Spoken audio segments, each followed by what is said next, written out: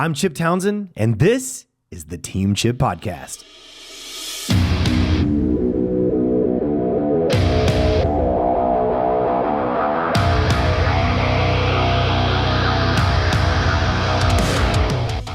You know, the team needs to not only know why we do what we do, they need to see how we do it through our actions. Sometimes we know that in 2 years, they're going to be going off to college. Pour into them as much or more than ever.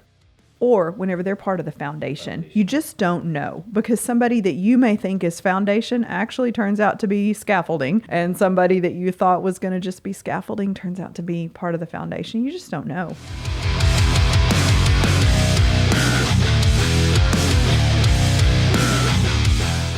All right, guys, here we are. Welcome back to the Team Chip Podcast. I have the one and only Miss Glyn Ann Townsend with me today. How are you, babe? I'm great.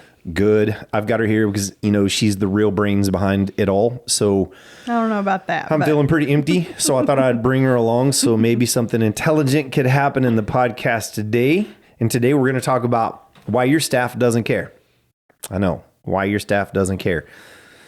We hear that a lot, not at our place, but like, you know, you see that in media, people talking about not being able to keep staff. You see that Right. in restaurants, and you know, nobody cares anymore. And so, yeah, Right. we thought we would kind of tackle that. Let's tackle it. Is that what or do we want to jujitsu double leg take it down? Let's or do that. Maybe get a quick flying taekwondo sidekick. You know, I don't know, man. We're gonna do something with this today. I'm not really sure what it is.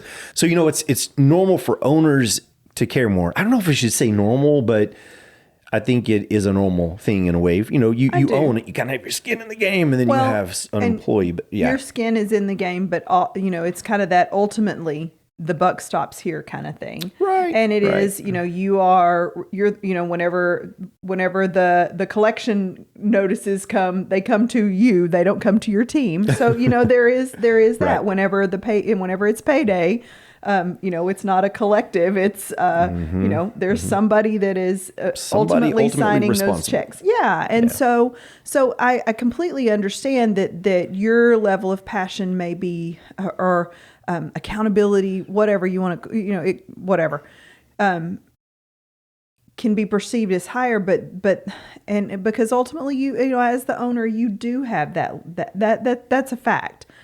But having your team just being apathetic is not conducive to growing anything. Right. So you absolutely have to have your team involved and passionate, and you can actually create that. Right. And I think you know, that's what we're going to talk about today. Kind of creating an ownership mindset with your team, right? How do we get them to buy in and understand? And when instructors, team, staff, however you want to look at it, feel ownership, they'll invest more energy.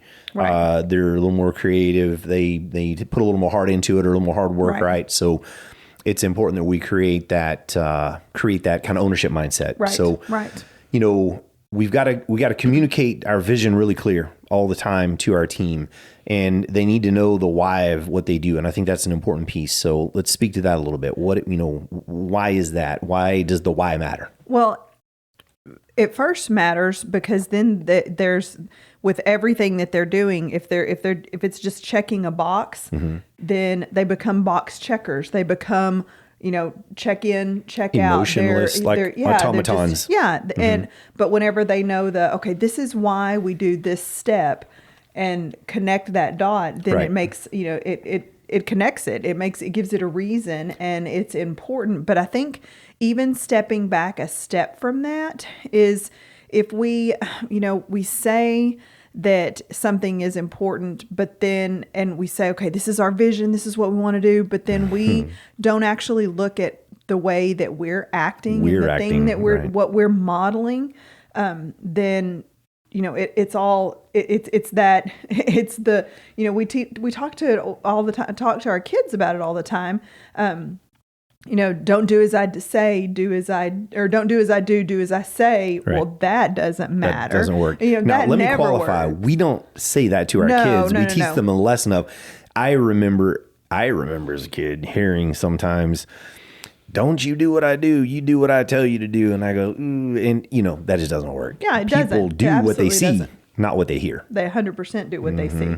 And so if they see you just harried, worried, stressed, frantic, then they don't want it. This is not. But if they see you going, okay, we've come up with this challenge. This is going to be hard, but we've got to get on the other side of it because, our ultimate goal, whatever that vision is this, then you rally the team. Yeah. And, the team needs to not only know why we do what we do, they need to see how we do it through our actions so that they can get on board and understand, I think, kind of how it connects to them. So, I think it's important that we share our passion for what we do and our business and how we're serving our communities and share our goals really often. It's not just once at hiring or a one-time meeting, once a year. It's got to be a pretty consistent thing, right? It does. We meet.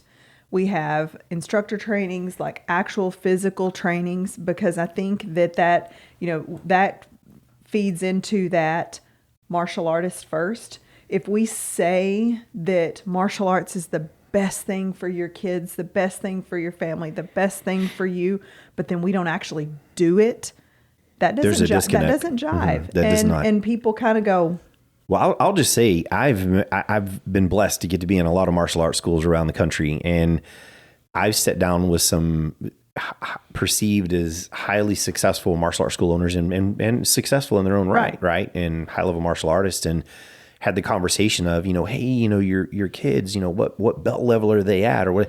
Oh, my kids don't do martial arts. Martial arts not for them. Well, martial arts is for everybody. The big sign on your billboard out there says that martial arts is life-changing and the best thing for everybody, but your kids don't do it. So there's just like this disconnect, right?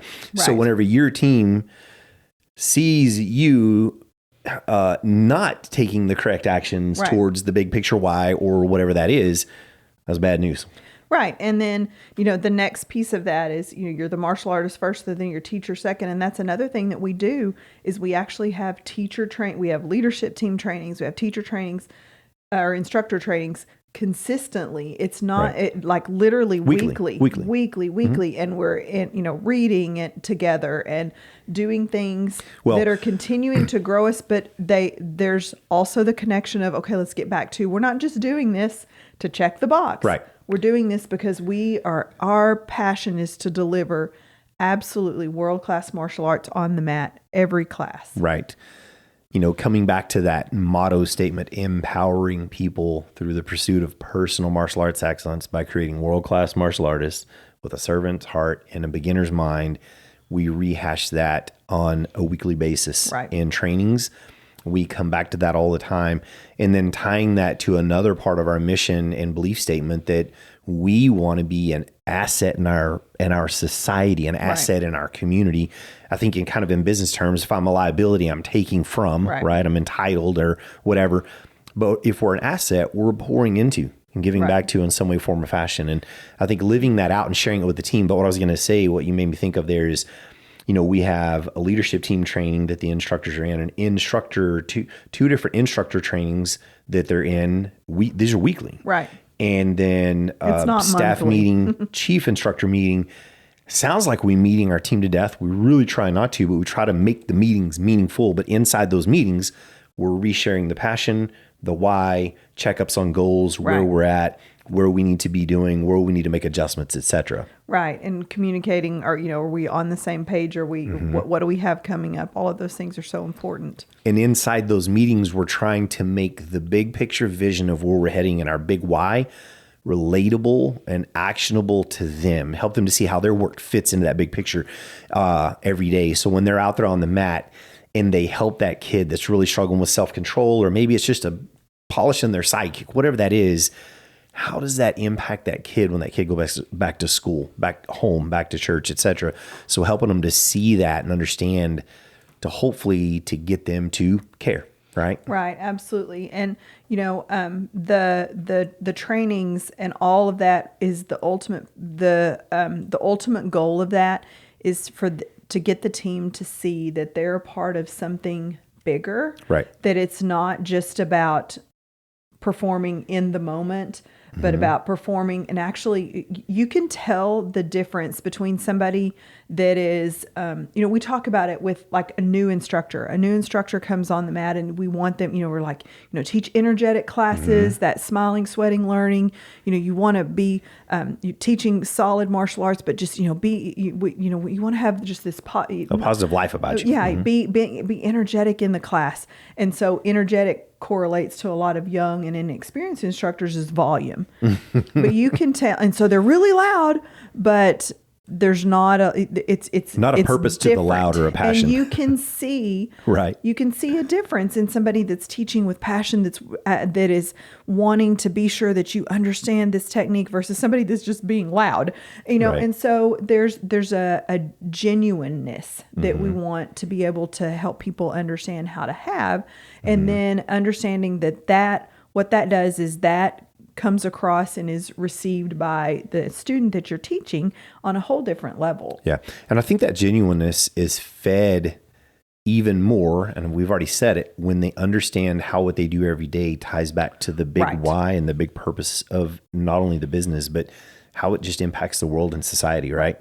Yeah. And when they can feel that connection, then it's easier for them to get passionate. Because part of this, I think we're talking about, is a disconnect between passion and kind of just showing up and checking a box and being in business, right? Yeah. When you have an instructor or a leader in your organization that has experienced what you provide and what your service is, they understand it, they believe in it. It's just easier for them to be passionate about it, right? For sure. And then I think the other thing that you have to be sure that you're doing all of these things that are right. There also you have to be sure that you're praising and edifying and bringing attention to the things that you want repeated. Absolutely. You're not spot the right. Yeah, it's huge to spot the right. It's hard, and because you want to go, stop doing this, stop doing that, stop doing that, stop doing point out and you realize that they've done 95 things that were amazing. They did 5 that were kind of like, okay, what was that? But we tend to focus on the 5. Yeah. And I've talked about this before. We've talked about it a lot. Yeah. It's the report card where you have all A's and there's that 1 B. You kind of go, I know you're better than that. Why? And you focus on it. I'm super guilty of that. But I think, we're groomed. We're groomed all the way through school, to get the test back, the paper back, and look for the red marks. We look for the red marks. That's right. For the nice comments, if there are any, it's the red marks. And so then we tend to do that with people, right? So when you have a team that begin to, of their own accord and discipline, do things right, notice it, say something about it. For sure. Edify it. And I think also, we've talked about culture in other podcasts, but I think whenever you have a culture of the team pointing out things that their teammates are doing, it also really, really helps to get to just bolster that feeling of that caring, because Absolutely. you when you're not to take over, but I'm sitting in a meeting and someone by chance goes, hey, we're talking about, because we do this in some of our meetings, we take the teamship acronym, and each week in our meetings, like we'll say teachable, we'll ask each staff member to write the name of a person who they saw this past week doing something that showed their teachability, right? To personify those characteristics. And when you're sitting there and someone writes your name in the slot, you're kind of like, oh, cool. I did it, and it feels good, right? Right. Absolutely. And, we know that not everything is going to be seen, and, but it does, it's just a little bolster of, and a little, edifying that whatever it was that was done in a class or with an interaction with a student, or even in those hard interactions, whenever you see that, and just like, okay, I did that right. Yeah. And I'm going to jump in here and say, I'm for lack of better words, I'm the business, we're the business owners, we're the boss, I don't like those terms, I don't like it either. Yeah, no. The alpha of the school or the martial arts program or whatever, but I still love seeing my name written down when someone says, this week Chip did X, and I'm kind of like, okay, awesome. My point in that is, no matter how confident someone appears, no matter how strong or whatever, they still need that feedback too, right? Everybody absolutely. needs it. We tend to think it's only the one who's kind of, I don't want to use the word weak, but kind of at the bottom end of the confidence pile. They're the only one that needs it. It's the whole team. Everybody needs to share that with each other across, when we're creating accountability and kind of feedback loops. And that's kind of what this is about, having the team point out someone they saw each week doing these things, and personifying those behaviors or those principles that we want in our culture and our business, right? For sure. Very cool. So people care, when they know what's expected and when they feel accountable to those things. Another thing we like to do is we invite and give feedback regularly. I ask pretty regularly for feedback on things like, what do you guys think about this? Or how do you feel about that? Or whenever we did this, did you guys feel like that was a good move? Yeah. And I think that letting people, have a voice and an opinion is absolutely, I think it's really important. It is. But I also think that there is a flip side to that, because I think that you can have so many voices and opinions that you never actually say, make a decision. Okay, we're going to make a decision. Right. And so I think that what happens when that happens is then you actually lose. It's almost like the trust in the leadership is actually hindered because because it's like, well, I just wish somebody would make a decision. Just somebody say, this is what we're going to do, and let's get on the bus and go. Right. I've voiced my opinion. I've said, I would like to see, and it can be like, let's change the uniform colors. Who cares? It can be something that's kind of, that seems trivial, but people have opinions about that. Big opinions. And they really do. A lot of times they're, like you said, very big. But there's a point whenever somebody has to say, this is what we're going to do, and be, when the leader, and I will say the leader has to say, okay, you know what? I've heard everybody, this is what we're going to do, and everybody's on, let's go. And I would like to say, I do that. I do that periodically in meetings. Things are a little gray. I'm like, boom. Okay. Based on the last 20 years, we've hit similar situations to this. I'm making this decision because of this. Some of y'all's thoughts fit that. Some of y'all are a little bit off. I need everyone to agree that you're on the bus and we're all going to buy into this and we're going to run. Right. But this is a decision we're making. We're going to run with it right now. But I also wanted to say that, this episode is kind of about how do we get our team to care. Every chance you get to let them have a bit of a voice in things, they get some skin in the game. That's and they feel some ownership. They feel like they got to contribute to that adjustment or that change or keeping things the way they were, whatever that is. And I think that helps to get them to care, because it's like, I matter. I matter in here. We literally just had a situation where someone had a great idea. We had run into kind of roadblocks with that in the past, but it was, that's a great idea. Will you call? I don't have the bandwidth to do this right now. Right. Will you actually make the phone calls and see if that's still the way that things are? And it was just kind of a little side, like, hey, what if we tried this? Well, we've tried that. It's not something that we can do, or it hasn't been something we could do, but will you make the phone calls? Dig back into it. Let's try again. You make those and give them some responsibility in an area that's like, let them do some of the legwork, because, we talk about all the time about whenever, there's tons of great ideas. And it's like, well, that's an amazing idea. Are you willing to start making the phone calls? Are you willing to do the legwork to research that and see if that's something that's doable? And the side note is that actually it gives you as a leader the ability to see, okay, are they going to take those steps?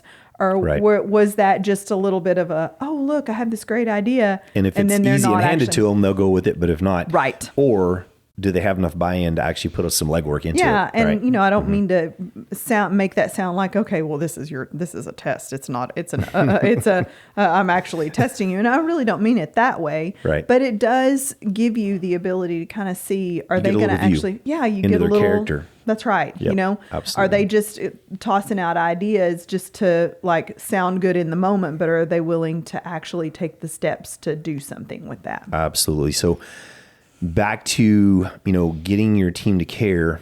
we've already hit on it, but recognition fuels motivation. Recognition does not always have to be huge. It doesn't have to be a big gift. Sometimes it's just mentioning them in a meeting and something you're proud of them for, or, there's a lot of different ways. Celebrate wins, big and small, public, private. There's just different ways you can do those things. The other thing is, when you want to get your team to care, you have to show them how much you care for them. And one of the ways that we do this is we invest in the team. We invest in training opportunities for them, mentoring and development. I've even had guys come in and say, I'd kind of like to learn some of this area over here. Maybe it's a little different, variant of martial art, and I've actually said, I'll pay for that seminar for you, or that clinic, if you're willing to go and learn, if that will pour into your life, help you to feel stronger, come back more confident, and even share some candy with the students, Right. So showing your team how much you care for them is a powerful, I hate to use the word tool, but kind of powerful way. And you shouldn't just be doing it because it's a tool. You should be doing it because you truly care. Right. But when you show them how much you care for them, and sounds kind of fruity, but I tell our team sometimes, man, I love you guys. I really do, because we're like a big family in a way. We're an extended family, and I want to support you in the things you want and the directions you want to move as much as we can within reason. So I think it's just important that we invest in their training, their mentoring development, and make sure they know that we care about their future. And I'll say one last thing on that. I don't want to beat it up, but sometimes we know that in 2 years they're going to be going off to college. Pour into them as much or more than ever. It doesn't matter. You can't go, well, I'm going to lose them in a year. And I'm just, that's poor leadership. That's poor mentoring and stewarding of your resources and your team.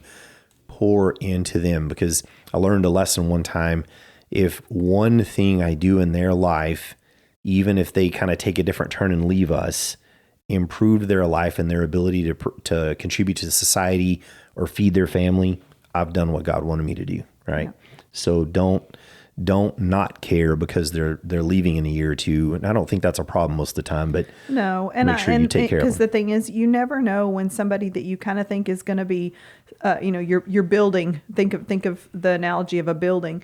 You never know when somebody is going to be scaffolding, like they're on the side, and then they're going to come off and the building's still there. Or whenever they're part of the foundation. You just don't know, because somebody that you may think is foundation actually turns out to be scaffolding, and somebody that you thought was going to just be scaffolding turns out to be part of the foundation. You just don't know. It's really hard, right? Sometimes we've had many times where we thought, okay, this is kind of a scaffolding person.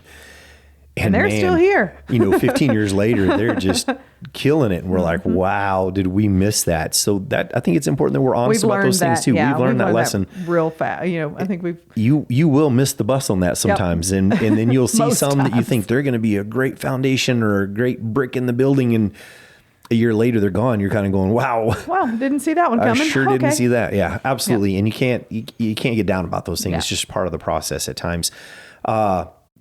So getting the team to care, get them to care. It's so important. And it takes some time. It takes relationship, trust, pouring into and investing in their emotional bank account, making sure I do weekly check-ins with kind of some of the core team.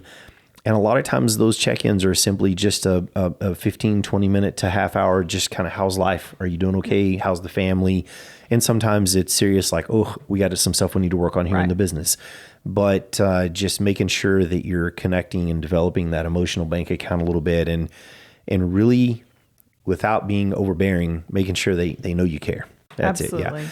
And so, but also, and we've said this too, also acknowledge that at some point they need your lead. There is a reason that they're willing to follow your leadership, and they need to, we've talked about this in other podcasts too. They need to trust it for sure. They need to have the relationship, but ultimately they're relying on you to lead. Yes. And so step up and lead. Mm-hmm. Don't just don't step up and make that decision when things are great. Whenever there's a point that a decision needs to be made, make it. And don't just continue to ready aim. Sometimes they need somebody to say fire. Absolutely. Well, guys, closing the gap of passion gap, prevents burnout. So, and what I mean by that quickly again is, try to help them to build a passion for what your business does or the service it provides or the experience it provides. The more passionate they are about that, the more energized they'll be and the longer they will last and the less burnout they'll have. Clear vision and communication build connection. That's why we have so many meetings, constantly keeping the vision in front of them, constantly communicating. And it's a two-way highway of communication, feedback. What do you need? How are you feeling? I try to close almost every meeting with, do you guys have what you need? Is there anything that we as leaders are missing for you? So that clear vision and communication, it builds connection, it builds trust. And I'm kind of back to that, shows you care. And you talked about burnout, and I think I want to touch on that for just a second, because if you have one team member that is just absolutely on fire and truly does care, then it's real easy for other people to just kind of, I don't want to say dump on, but just kind of, right. So-and-so will do it. So-and-so will do it. And so that's why it's important to actually have that within your entire team, right. Everybody caring, because then the weight is not falling on, well, I'll just ask so-and-so to do it. Fun nugget, I think, on that is when everybody cares and someone is hyper passionate and carrying a lot of weight, the ones who care will come in and take some off their plate for them. Right. Because they see I see that you are really leaning into this area. So we have some team members that are really good at seeing someone else is pretty loaded and just kind of sliding in and grabbing something for them and going, hey, I got that piece. Let me help you with that. Oh, it's so good. Absolutely. Accountability and feedback create ownership. Holding the team accountable, good systems, structure, but good feedback all the time, positive and negative. Both sides of the feedback coin need to be shared. Yep. And obviously, if things are good and in a good place, the feedback is mostly positive, typically, I think. So, but when there's negative feedback, be honest, own it, and just say, just recently I had a little bit of a sit down with a team member that was, working through something. And I just asked them up front, do you have your thick skin on? Are you ready? Because I'm going to give you some hard feedback right now. And they were like, yes, sir, I'm ready. And it went great, received it well, and we moved on, but they knew it was coming. Plan a way to recognize your team this month. It can be simple, but meaningful, but some sort of recognition. It can be as simple as you're having a normal staff meeting and you have food brought in. Right, absolutely. Go bowling. Go do something outside. A little outside the norm. That is out, a little outside of the box, outside of the norm, just something that is different that you can do together as a team. Something to build that emotional bank account and connection between the team and a little bit of community. It's a great way to go. So remember, host a team meeting and share the vision. Set and review your expectations with your team. Be clear and consistent. Plan a way to recognize your team this month. Go out there and take action on those things and continue to find ways to get that team to care as much as you care about your business.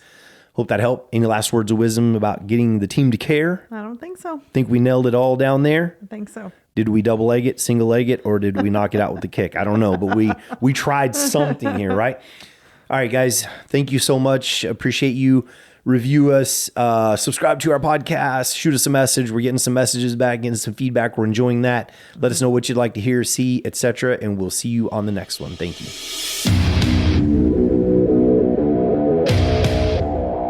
Thank you for tuning into the Team Chip Podcast. If you enjoyed today's episode, don't forget, subscribe, share, and or leave a review because we need you. We appreciate you so much. And without you, we can't make this happen. Remember, consistency is the key to success. So go out there and never be outworked.